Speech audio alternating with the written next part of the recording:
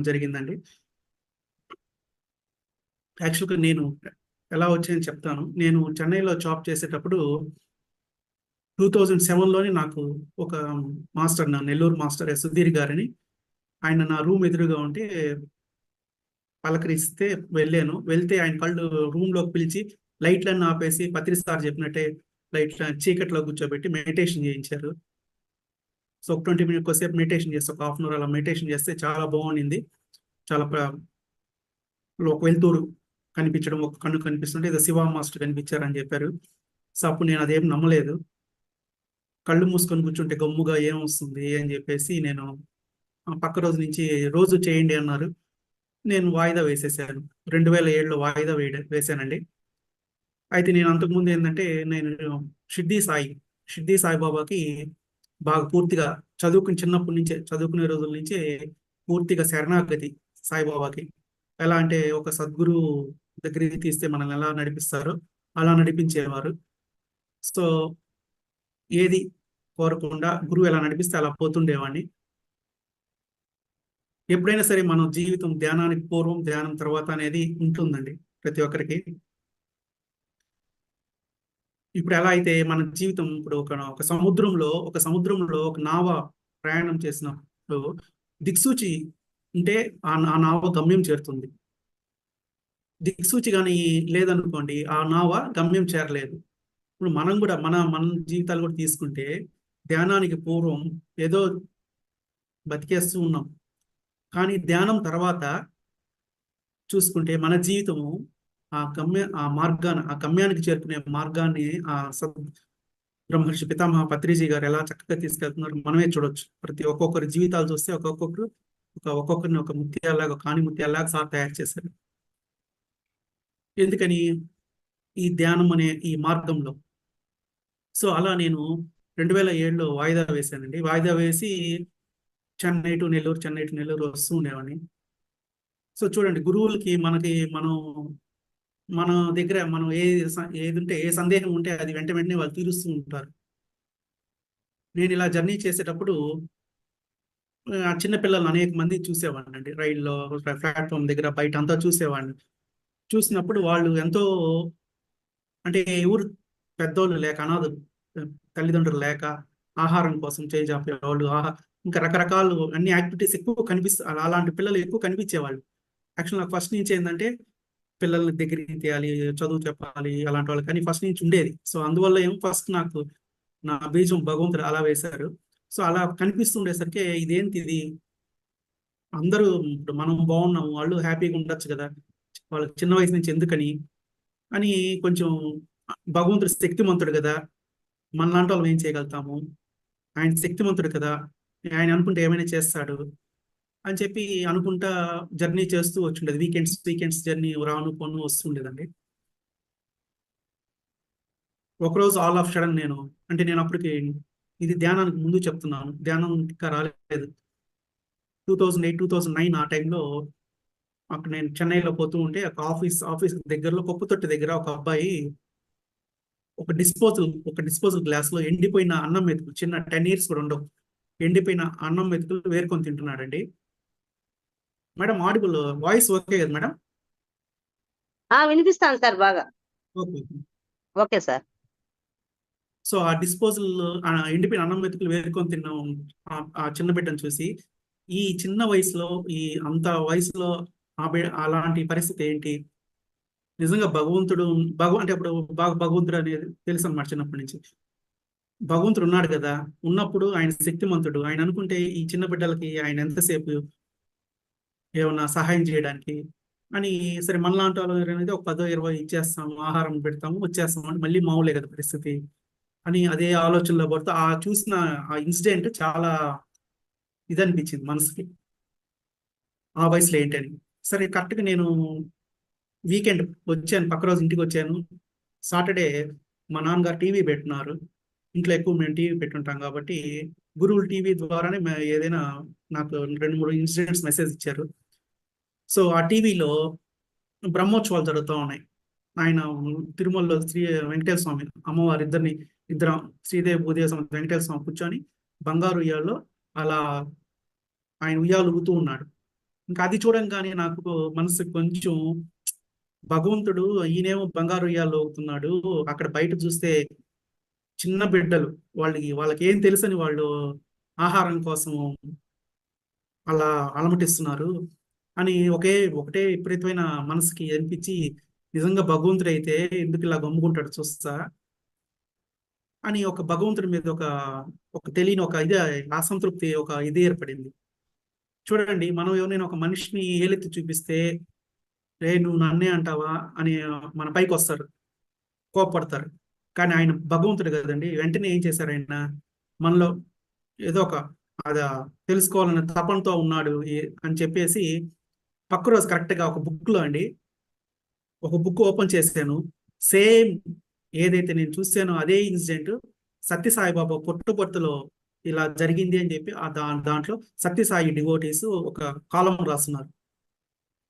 అదేంటంటే సత్యసాయిబాబా వాళ్ళ బృందం కలిసి అలా వెళ్తూ ఉన్నప్పుడు కుప్పతొట్టు దగ్గర ముగ్గురు పిల్లలు, నేను ఎలా అయితే కుప్పతొట్టు దగ్గర చూసానో అలానే ముగ్గురు పిల్లలు అక్కడ పారేసిన అన్నం మెతుకులు వేరుకొని తింటూ కూర్చో ఉన్నారండి. సత్యసాయి చూస్తూ గమ్ముగా వెళ్ళిపోయారు. ఆయన సత్యసాయి చూస్తూ గమ్ముగా వెళ్ళిపోయేసరికి పక్కన ఒక అతనికి, ఈయనేమో అందరిని బంగారు బంగారు అని ప్రేమగా పిలుస్తాడు పైకి, ఈ దేవుడు అంటారు, ఈయన నిజంగా దేవుడు అయ్యుంటే, నిజంగా ఇతను అంత ప్రేమమూర్తి అయితే ఈ చిన్న బిడ్డలను ఎందుకు దగ్గరికి తీయలేదు అనేది అతనికి క్వశ్చన్ పడింది మైండ్ లో. సో మనకు తెలిసిందే, వాళ్ళకి ఒక థాట్ రీడింగ్ ఉంటుంది. వెంటనే సత్యసాయిబాబా గారు గమనించి అతన్ని పిలిపించారు, ఆయన రూమ్ లోకి. పిలిపించి, ఏం నాయన ఏం మదన పడుతున్నావు అంటే, ఏ ఫస్ట్ చెప్పలేదంట. తర్వాత చెప్తే, లేదు పర్వాలేదు చెప్పు అంటే విషయం చెప్తే, స్వామి ఆ ముగ్గురు బిడ్డలకి మనం ఎందుకు దగ్గరికి తీసి అంత ఆహారం పెట్టలేకపోయాము, మీరు గమ్ముగా చూస్తా వచ్చేసారు, నా మనసు కొంచెం బాధేసింది, సో ఎందుకని పట్టించుకోలేదు మీరు అని అడిగితే, అప్పుడు ఆయన చెప్పాడు, నాయన వాళ్ళు గత జన్మలో ఆ ముగ్గురు బిడ్డలు ఒక రాజు కుటుంబానికి సంబంధించిన బిడ్డలు, ముగ్గురు ఒకే కుటుంబంలో అన్నదమ్ముల బిడ్డలు. వాళ్ళ ముగ్గురు సేవకులు ఆహారం తయారు చేసి తీసుకొచ్చి ప్రేమగా పెడితే, వాళ్ళు తీసుకొచ్చి అహంకారంతో అంత తిని బాగాలేదు పో అని చెప్పేసి ఆ అన్నాన్ని ఇసిరి పారేసేవాళ్ళు. ఈ రోజు ఆ ముగ్గురు ఎంత అహంకారంగా ఎన్ని అన్నం మెతుకులు పారేశారు, అన్ని అన్నం మెతుకులు వేరుకొని తిని, వాళ్ళు అన్నం మెతుకులు వేరుకొని తినిందాకా వారికి ఈ కర్మ తీరదు నాయన, అప్పుడు దాకా నేను ఎలాంటి సహాయం చేయలేను నాయన, భగవంతుడు సైతం సాక్షిగా చూస్తారని చెప్పారండి. సో అప్పుడు నేను అనిపించింది, ఓహో భగవంతుడు, మనం ఎందుకు భగవంతుడు పట్టించుకోవట్లేదే, వాళ్ళు అలా ఉన్నారు ఇలా ఉన్నారు భగవంతుడు అనుకుంటే ఎంతసేపు అనుకున్నా నేను, అప్పుడు రియలైజ్ అయ్యాను, ఓకే వాళ్ళు గతంలో చేసిన ఆ కార్యం వల్ల ఈ రోజు ఇది అనుభవిస్తున్నారు అని రియలైజ్ అయ్యాను. అలా కర్మ సిద్ధాంతం తెలుసుకున్నానండి ధ్యానానికి రాకముందే. ఎందుకంటే సద్గురు సాయి సాంగత్యంలో ఉన్నాను నేను, సద్గురు సాయిబాబా సాంగత్యంలో ఉన్నప్పుడు ఆయన వదిలిపెట్టలేదు అనమాట. అట్ట కొన్ని ఇన్సిడెంట్స్ చూపించి ఇలా ఈ మార్గంలోకి తీసుకురావడానికి.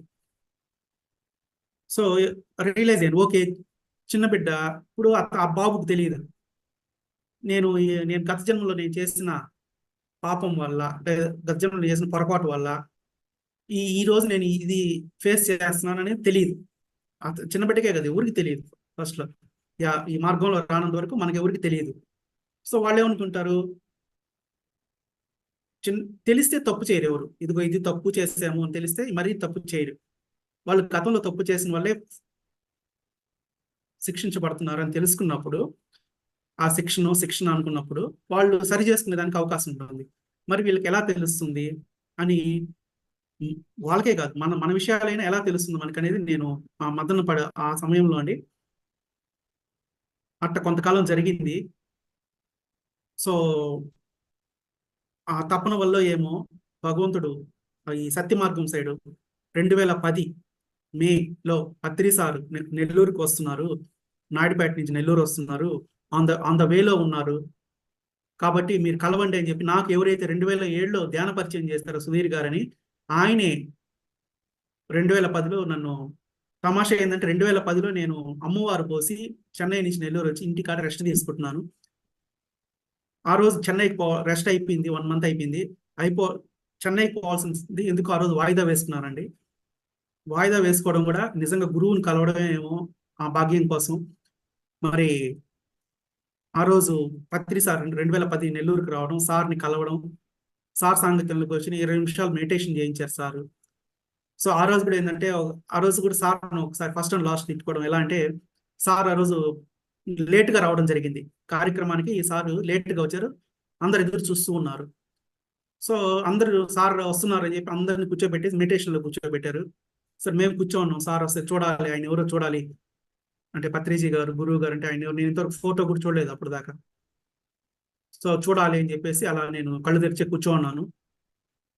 ఆయన వచ్చారు, వచ్చి కూర్చున్నారు, అందరిని కళ్ళు మూయమన్నారు, ఇలా ఇందాక చెప్పినట్టుగా మనకు చక్కగా చెప్పారు. సో స్టార్ట్ చేసిన టైంకి ఒక ఆమె చిన్న బిడ్డలు ఎత్తుకుని గబగబ గబ పరిగెత్తుకుంటూ లోపలికి వచ్చింది. రాగానే సార్ ఒక్క అరుపు అరిచి ముందు పో, దూరంగా పో, బయటికి వెళ్ళిపోని అరిచారు. అరిస్తే నాకు అనిపించింది, ఈయనేం గురువు, ఆమె చిన్న బిడ్డలను ఎత్తుకొని ఎంతో శ్రద్ధతో వస్తే ఈయనేంది అరిచి పంపించేసాడని చెప్పి ఆయన మీద కొంచెం మనసు ఇది అనిపించింది. గురువులు ఎవరైనా ఇంతగా సాఫ్ట్ గా ఉంటారు కదా, ఏంది ఇంత పెద్ద అరిచాడని. తర్వాత నాకు వేరే వాళ్ళు చెప్పడంలో, అలా కాదండి, వాళ్ళు అందరిని ధ్యానంలో డిస్టర్బెన్స్ లేకుండా అందరిని దాటుకుంటా రావడం చూసి సార్, వాళ్ళంతా గురువుల ముందు ఏదో ఫోకస్ అవ్వాలని వస్తారు కానీ నిజంగా శ్రద్ధ ఉండి రాలేదు, అందువల్ల సార్ కనిపెట్టి అది అరిచారు అని చెప్పారు. సో ఓకే, నిజమే కదా అని నేను రియలైజ్ అయ్యాను.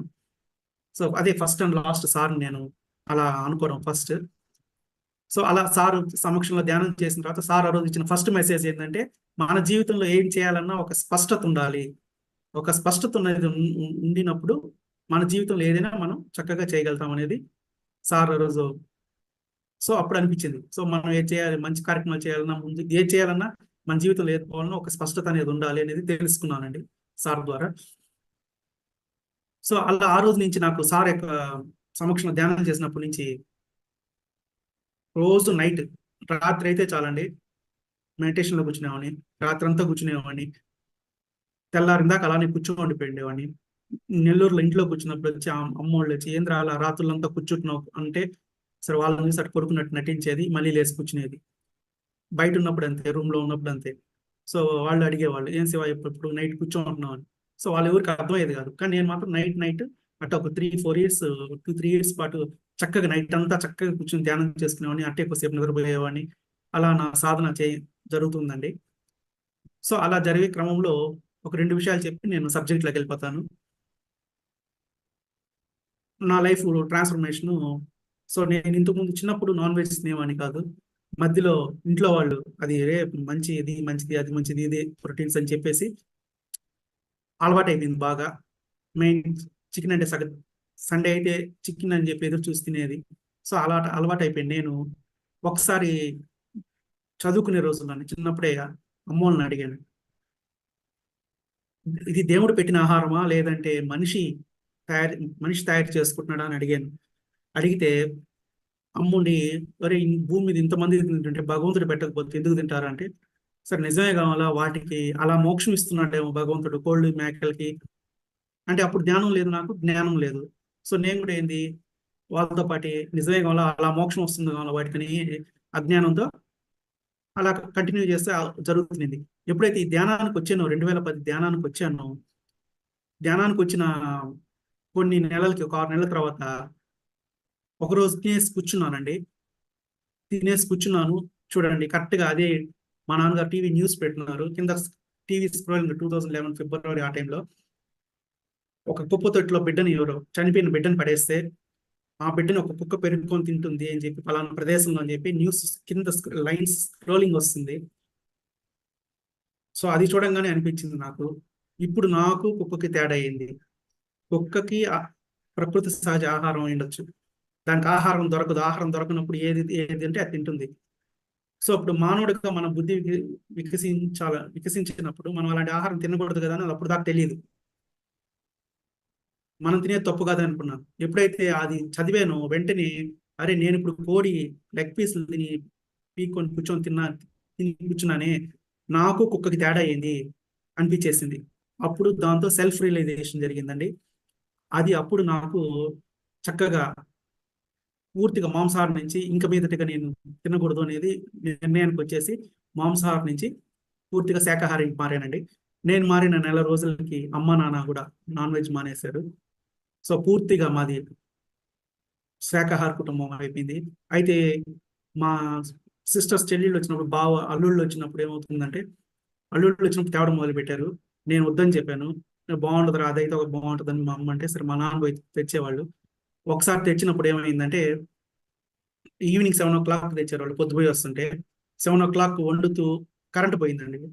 కరెంట్ పోగానే పైన మా అమ్మ ఉండే పైన బల్లులు ఉన్నాయి, టార్చ్ లైట్ అని వెలిగించు, క్యాండిల్ అని వెలిగించు అంటే, పర్వాలేదులే బల్లులు పడని, వండుకొని తినేస్తారులే వాళ్ళు, కోడికి బల్లికి తేడా ఉందిలే, శరీరమే కదా అని పక్కన హార్ష్గా అనేసాను. ఎప్పుడైతే ఆ మాట అన్నానో వెంటనే వాళ్ళు రియాక్ట్ అయిపోయి, మమ్మల్ని ఎప్పుడు పిలిచినా నువ్వు నాన్ వెజ్ గా వండకని వాళ్ళు కూడా హార్ష్గా చెప్పారు. ఇది ఎందుకు చెప్తున్నానంటే, గురువులు ఎలా కట్ చేస్తారు చూడండి.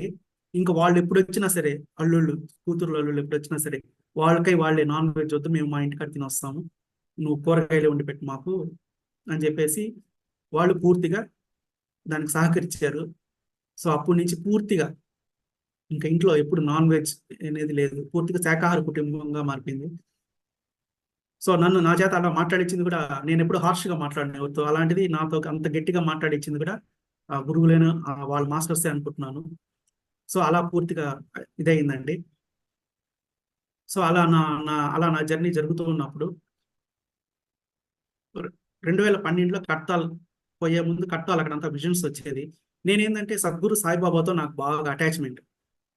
ఎలా అంటే బాబా అంటే అంత ఇష్టం, అంత అంత అటాచ్మెంట్ అయిపోయింది.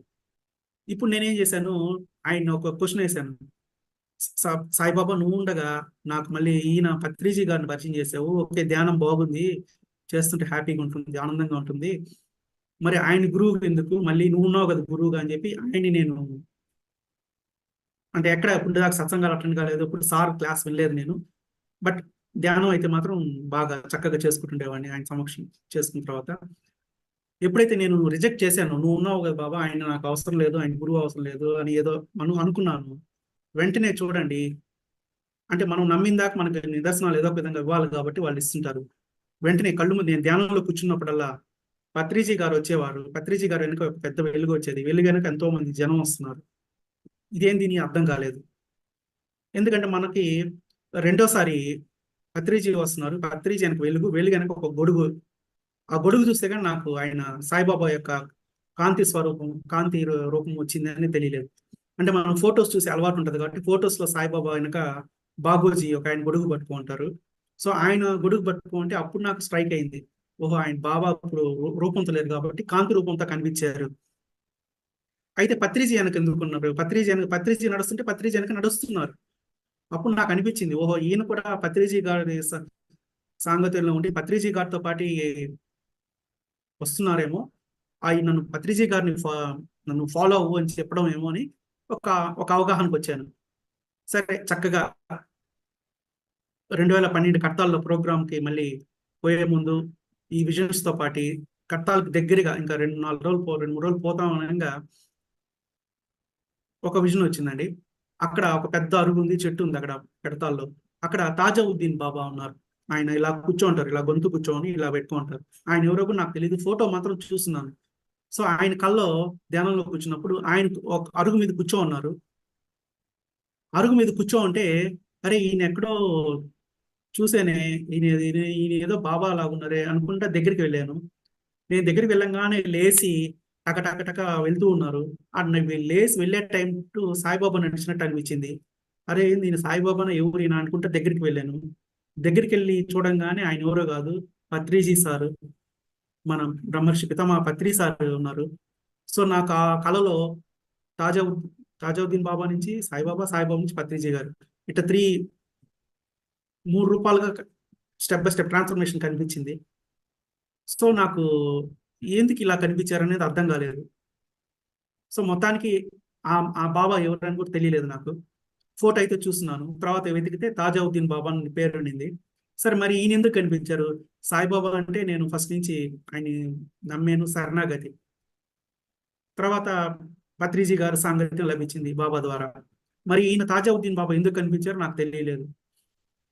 సో నాకు తర్వాత కట్టాలు పోయిన తర్వాత అక్కడ బుక్ స్టాల్స్ లో తాజావుద్దీన్ బాబా జీవిత చరిత్ర అనేది ఒక బుక్ కనిపించిందండి. సేమ్ నేను ఏదైతే ఆయన వైట్ లో అలా కూర్చో ఉన్నారు కవర్ ఫోటోలో, అదే ఫోటోతో అదే రూపం కనిపించింది నాకు. ఓహో, ఓకే, నాకు కావాల్సిన ఏదో ఇన్ఫర్మేషన్ ఈ బుక్ లో ఉంది, తాజావుద్దీన్ బాబా జీవిత చరిత్రలో ఉంది. ఆ బుక్ కొని ఆ బుక్ చదవడం జరిగిందండి. ఆ బుక్ చదివిన తర్వాత నాకు ఆ అర్థమైంది ఏంటంటే, ఏదైతే మన బాబాతో అటాచ్మెంట్ ఉండిందని చెప్పాను కదా, పత్రిసారి ఫాలో అవుతున్నాను కానీ నాకు సాయిబాబా అంటే ఎంతో ఇష్టం ఉండేది ఎందుకనో. సో ఈ అటాచ్మెంట్ ని పూర్తిగా ఎంతవరకు ఉండాలి అంతవరకు ఉండేటట్టుగా ఆ బుక్ లో నాకు ఇన్ఫర్మేషన్ దొరికింది.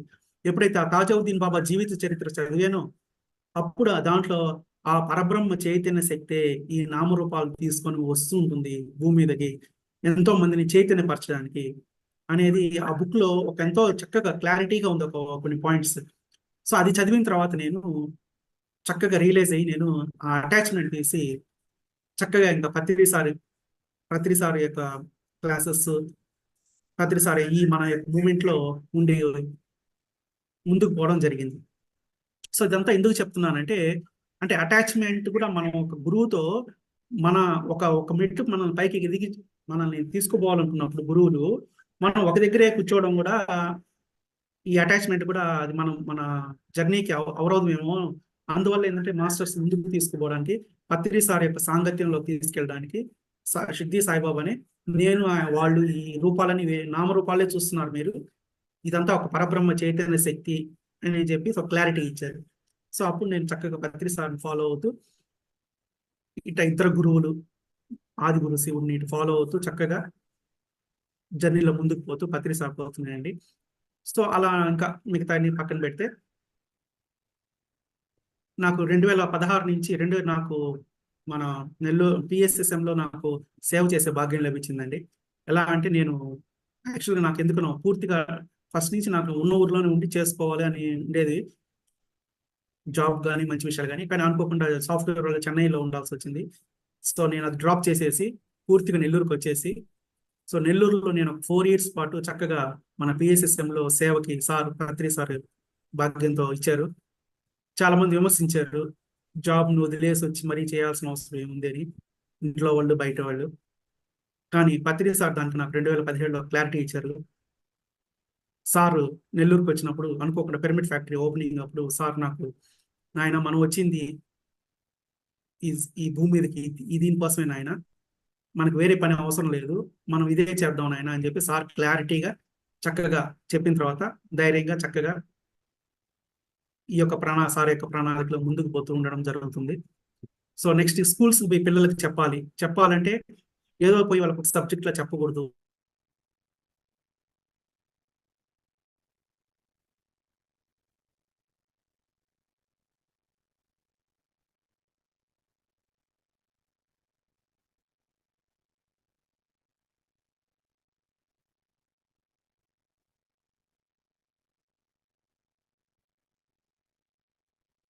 వాళ్ళకి చక్కగా మోటివేషన్ చక్కగా మంచిగా వాళ్ళు ఇంకా శ్రద్ధగా చెప్పేటట్టు ఎలా బెంగళూరు వాళ్ళు, అది కూడా 2016లో ప్రోగ్రామ్.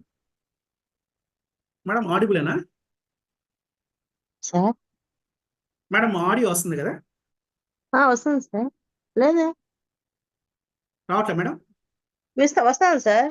ఓకే, ఏమైనా కట్ అయితే చెప్పండి మేడం. ఓకే సార్, చెప్తాను సార్. సో అలా PSSI అకాడమీలోకి వెళ్ళి చక్కగా టీచర్స్ 7 days అద్భుతం, పిరమిడ్ వ్యాలీ ఫస్ట్ టైం పోవడం, అకాడమీలో ఉండి 7 days చక్కగా ఆ యొక్క ఎనర్జీస్ తీసుకుంటూ చక్కగా ట్రైనింగ్ చేసి మనం వచ్చి స్కూల్స్కి వచ్చి చక్కగా నెల్లూరులో స్కూల్స్లో కొన్ని స్కూల్స్ పార్టిసిపేట్ చేయడం 3 years చక్కగా జరిగిందండి. సో ఇలా నా జర్నీ జరుగుతూ ఉంది. ఇంకొక పాయింట్ చెప్పి మళ్ళీ సబ్జెక్ట్లోకి వెళ్ళిపోదాం. చూడండి, ఇప్పుడు అప్పటి నుంచి పత్రి సార్తో సాంగత్యం ఏర్పడిన తర్వాత పత్రి సార్ అంటే కూడా ఎంతో ఇదైంది, అఫెక్షనేట్ గా అయింది కదా గురువు గారు. సో సార్ బాడీ వికెట్ చేస్తున్నారు, ఇంకా 3 days ఉండేదంటే ఈ మధ్యలో నాకు ఒక నెల్లూరులో ఒక పిరమిడ్ మెర్కబా పిరమిడ్ అనేది కూడా పత్రి సారే ఒక భాగ్యం కలిగించారండి ఒక మాస్టర్ ద్వారా. సో మెర్కబా పిరమిడ్ మొత్తం దగ్గరుండి కన్స్ట్రక్షన్ చూసుకోవడం జరిగింది. అదొక నా జీవితంలో అదొక మెమోరీ. నెక్స్ట్ వచ్చి పత్రి సార్ బాడీ వికెట్ చేస్తున్నారు అని జూలై 2022లో నెల్లూరుకి ఫోన్ చేసి, నెల్లూరు మాస్టర్స్ అందరూ వెళ్తున్నాము, ఒక 2-3 డేస్లో సార్ బాడీ వికెట్ చేస్తారంట అని చెప్తే, సరే వాళ్ళు పిలిస్తే వెళ్ళానండి. సరే వెళ్తూ ఉంటే, ట్రైన్లో వెళ్తూ ఉంటే నేను పైన పడుకోన్నాను, అప్పర్ బర్త్లో పడుకుంటే జస్ట్ 5 మినిట్స్ నిద్రపోయానండి నైట్. జస్ట్ అందరూ అంటున్నారు కదా సార్ 2095 దాకా ఉంటారు, వాకిన్ అవుతారని కొంతమంది రకరకాలుగా చెప్తూ ఉన్నారు. సో పత్రి సార్ గురించి అనుకుంటా కళ్ళు మూసుకున్నానండి. కళ్ళు మూసుకోగానే హజరత్ ఇంతియాజ్ ఖాన్, హజరత్ ఇంతియాజ్ ఖాన్ అనే ఒక పేరు 2 టైమ్స్ వినిపించింది నాకు. ఈ పేరు ఎందుకు వినిపించిందో అర్థం కాలేదు నాకు. ఓకే, సార్కి ఏమైనా వాకిన్, ఆయన ఏమన్నా ఇంకొక మాస్టర్ ఏమైనా వాకిన్ అవుతున్నారా లేదా ఏంది నాకేం అర్థం కాలేదు. బట్ పోయాము, కట్టాలకి వెళ్ళాము, సార్ని చూసాము, మార్నింగ్ చూసాము, ఈవినింగ్ సార్ బాడీ వెకేట్ చేసేసారు. ఈవినింగ్కి బాడీ వెకేట్ చేశారు. సరే చూసేసి వచ్చేసాము. నెల్లూరుకి వచ్చిన 1 or 2 డేస్కి వాట్సాప్లో ఒక వీడియో వచ్చిందండి, ఎవరో పంపించారు, 1 minute వీడియో. దాంట్లో సార్ చెప్తున్నారు, నేను ఇప్పుడు పత్రిజీగా జన్మదిస్తున్నాను, గత జన్మలో నేను హజరత్ ఇంతియాజ్ ఖాన్ అని సార్ చెప్పారు. అప్పుడు దాకా సార్ హజరత్ ఇంతియాజ్ ఖాన్ అని నాకు తెలియదు, సూఫీ మాస్టర్ని వినున్నాను కానీ పేరైతే తెలియదు. నేను గత జన్మలో హజరత్ ఇంతియాజ్ ఖాన్, అంతకుముందు జన్మలో బెంజమిన్ ఫ్రాంక్లిన్, అంతకుముందు ఆనందుడుగా, ఇలా 4 బర్స్ నుంచి నేను ఈ మార్గంలో చేస్తున్నానని సార్ 1 minute ఇచ్చారు అంతే. చక్కగా అది విన్నాను. అది వినిన తర్వాత అరే సార్ అయినా హజరత్ ఇంతియాజ్ ఖాన్, నాకు ట్రైన్లో వినిపించింది ఆ పేరు 2 సార్లు. మరి ఎందుకు వినిపించింది నాకు ఆ పేరు అని నేను మెడిటేషన్లో కూర్చుంటే, ఇప్పుడు నువ్వు పత్రిజీగా చూస్తున్నావు అంటే పత్రిజీ రూపంతో మనం చూస్తున్నాం. ఎందుకంటే మనకి ఆయన ఎంతో ఇచ్చాడు. ఈ భూమి మీద కొన్ని లక్షల మందికి, ఎంతో మందికి ఈ ధ్యాన మార్గం ద్వారా ఎంతో మందికి అద్భుతమైన జీవితం ఇచ్చిన మహనీయుడు. ఆటోమేటిక్గా మనకి మన తల్లిదండ్రులు ఎలా అయితే మనకి అఫెక్షన్ ఉంటుందో, పత్రి సార్ అంటే కూడా మనకు ఉంటుంది. నాకు ఇంతకుముందు ప్రీవియస్ సాయిబాబా ఇప్పుడు ఉంటుంది, సాయిబాబా ఎలా ఉంటుందో అలా పత్రి సార్తో కూడా అటాచ్మెంట్ పెరిగింది కదా. అటాచ్మెంట్ పెరిగినప్పుడు ఇప్పుడు నేను ధ్యానంలోకి వచ్చినప్పుడు, ఇప్పుడు నువ్వు నన్ను పత్రిజీగా చూస్తున్నావు, గతంలో కొంతమంది నన్ను హజరత్ ఇంతియాజ్ ఖాన్ గా చూసి ఉండిపోయారు. ఇట్లా మీరు నామరూపాలు చూస్తున్నారే కానీ అంటే నన్ను నేను ఏదైతే మర్చిపోయానో అది మళ్ళీ ఆ ఎరుపులోకి తీసుకొచ్చారు. అంటే ఆ పరబ్రహ్మ చైతన్య శక్తే మరి ఆ నామంగా, ఆ రూపంగా తీసుకొని వస్తుంది. సో ఇప్పుడు నన్ను మీరు ఏమనుకుంటారు, పత్రిజీగా నన్ను చూస్తావా, హజరత్ ఇంతియాజ్ ఖాన్ గా చూస్తావా, నన్ను ఎలా చూస్తావు అనేది క్వశ్చన్ వేశారు.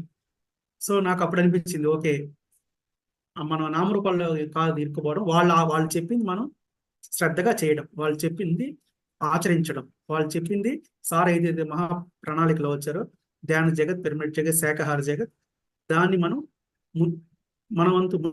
అందరం కలిసి చక్కగా ఈ మూమెంట్ ని ముందుకు తీసుకెళ్ళడం, అది చేయాలి తప్పగా కేవలం ఇదే అనుకోకుండా ముందుకు వెళ్ళాలి అనేది ఒక క్లారిటీ ఇచ్చారండి. సో అలా నేను